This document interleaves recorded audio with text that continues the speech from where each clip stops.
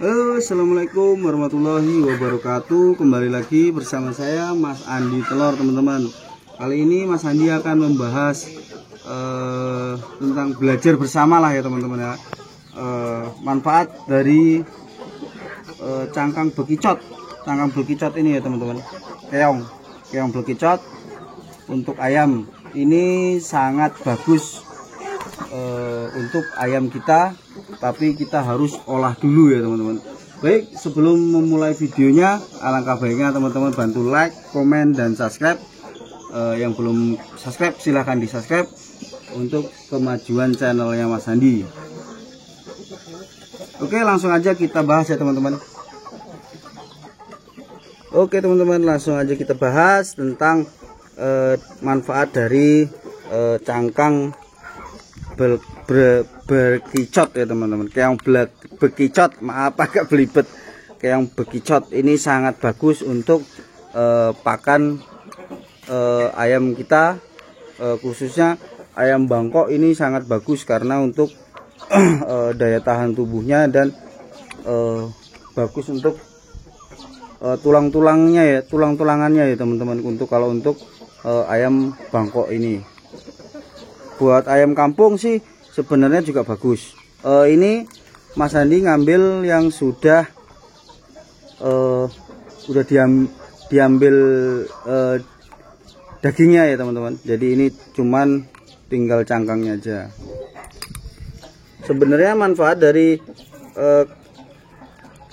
keong bekicot ini sangat bagus ya teman-teman. Kandungannya itu sekitar protein hewaninya itu sekitar 56,10% ya teman-teman ya. Untuk kandungan hewaninya, proteinnya itu teman-teman. Kalau untuk kandungan serat kasarnya itu sangat rendah, jadi sangat bagus untuk tulangan-tulangan, pertumbuhan ayam bangkok teman-teman itu sekitar 0,8%.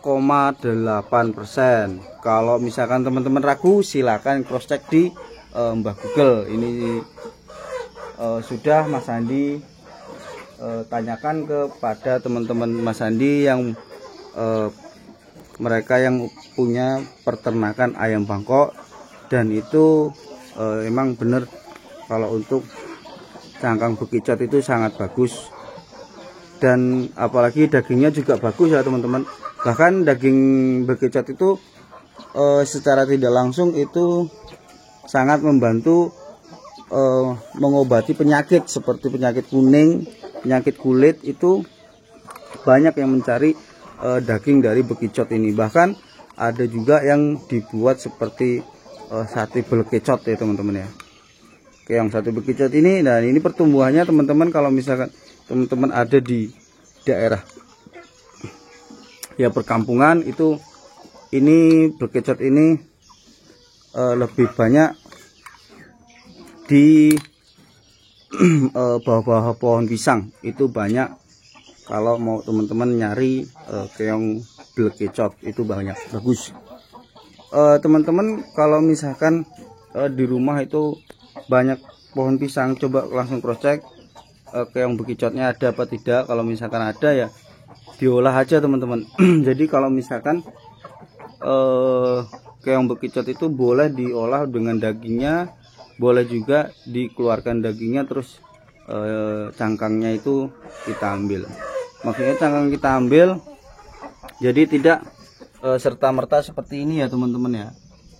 Ini tidak, jadi itu harus ada prosesnya. Kalau seperti ini kita langsung kita tumbuk halus seperti tepung. Nah, fungsinya itu untuk ayam itu untuk pelindung tubuh dan dagingnya dia ya teman-teman. Jadi tulangannya itu bagus.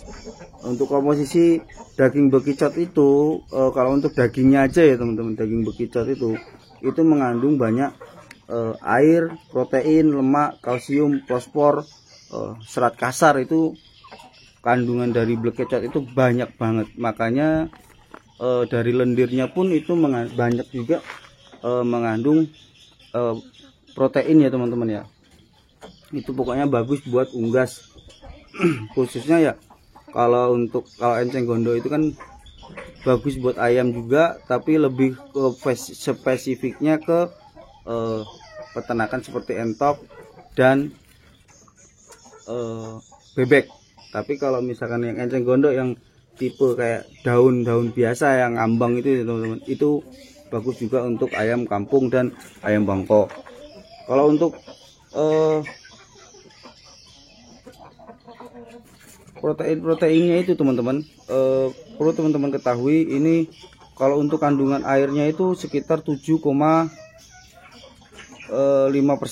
dan proteinnya itu sekitar 59,27%.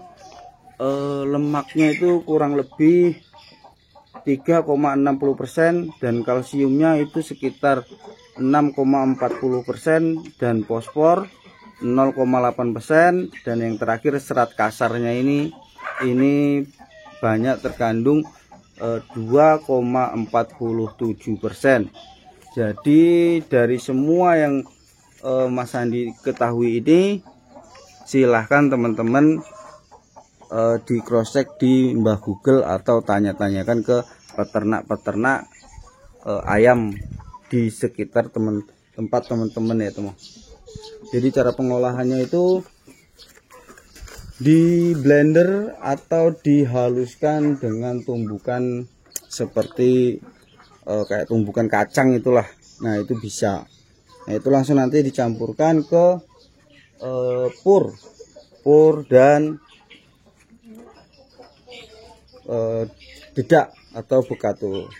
Itu tidak perlu menambahkan yang lain-lain lagi, asalkan pakannya itu sesuai takaran ya teman-teman ya. Jangan kalau misalkan kelebihan cangkang telurnya itu cangkang keongnya itu enggak masalah, karena kalau misalkan pakan itu banyak terkandung yang nutrisinya bagus ya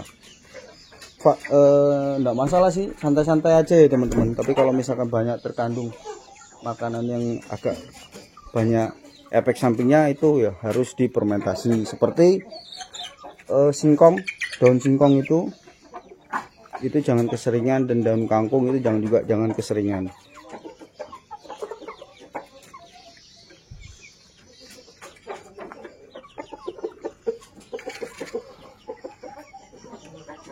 Oke, mungkin itu aja ya teman-teman video Mas Andi tentang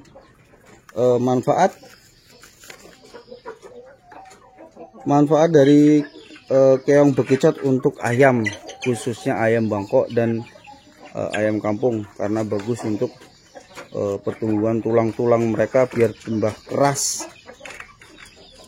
Kurang lebihnya Mas Andi mohon maaf kalau misalkan ada salah kata dan penjelasan Mas Andi ini kurang efisien, ya silahkan cross check di Mbah Google atau share-share ke di mana aja boleh, terserah teman-teman. Kalau misalkan ada salah kata ya Mas Andi mohon maaf. Kurang lebihnya mohon maaf apabila ada kesalahan. Assalamualaikum warahmatullahi wabarakatuh.